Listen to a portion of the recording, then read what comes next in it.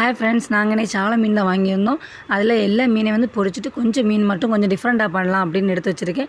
அதுக்கு பார்த்திங்கன்னா ஒரு 4-5 மீன் எடுத்து வச்சதுக்கப்புறமா ஒரு கால் ஸ்பூன் தான் வந்து மிளகாத்தூள், அதுக்கப்புறமா வந்து கொஞ்சோண்டு மஞ்சத்தூள், அப்புறம் பெப்பர், அப்புறம் 2 ஸ்பூன் மல்லித்தூள் இவ்வளோ போட்டிருக்கேன். எப்போவுமே வந்து நான் வந்து அயில மீனில் தான் கொஞ்சம் கிரேவி ஃபார்மில் பண்ணி சாப்பிடுவோம். இதுதான் ஃபஸ்ட் டைம் சால மீனில் சாப்பிட்றோம். அதனால் எல்லா அளவுமே வந்து கம்மியாக தான் போட்டிருக்கேன்.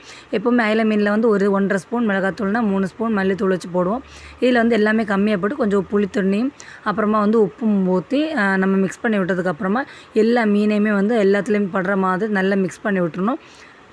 விட்டதுக்கப்புறமா செம்மையாக இருக்கும். கிரேவியாக சாப்பிட்ணுன்னா அயில மீனில் வந்து கொஞ்சம் எல்லாமே ஜாஸ்தி இருக்கிறது கொஞ்சம் புளி தண்ணி நிறச்சி ஊற்றி கொஞ்சம் கிரேவி ஃபார்ம்லேயே நமக்கு கிடைக்கும். நான் இது எல்லாமே வந்து கம்மியாக தான் போட்டிருக்கேன் சால மீனானதுனால. அதுக்கப்புறமா கடுகு தாளிச்சதுக்கப்புறமா வந்து இது நம்ம வந்து கொஞ்சம் நேரம் 5 மினிட்ஸ் வச்சுருந்த மீன் எல்லாமே எடுத்து அதில் போட்டுடலாம்.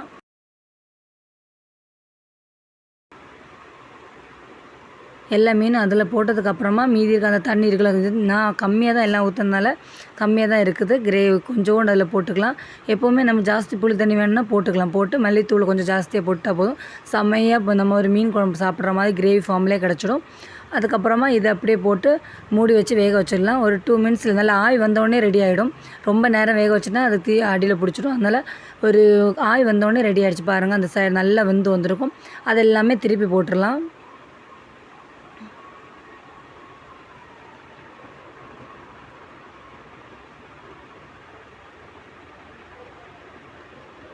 பாருங்கள், எல்லாமே நல்லா வெந்து வந்திருக்கு. எப்படி சூப்பராக வந்துருச்சு.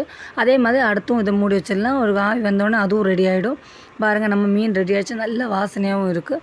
சூப்பராக இருக்குது. சும்மா பொரித்து சாப்பிட்றதுக்கு இந்த மாதிரி பண்ணி சாப்பிட்டா கிரேவி மாதிரி டேஸ்ட்டாகவும் இருக்கும். நம்ம மீன் பொரித்த மாதிரி உள்ள ஒரு இதுவும் இருக்கும். சூப்பராக இருக்கும். மீனெல்லாம் நம்ம குழம்புல எடுத்து சாப்பிட்ற மாதிரியே இருக்கும். கண்டிப்பாக ட்ரை பண்ணி பாருங்கள். Bye friends.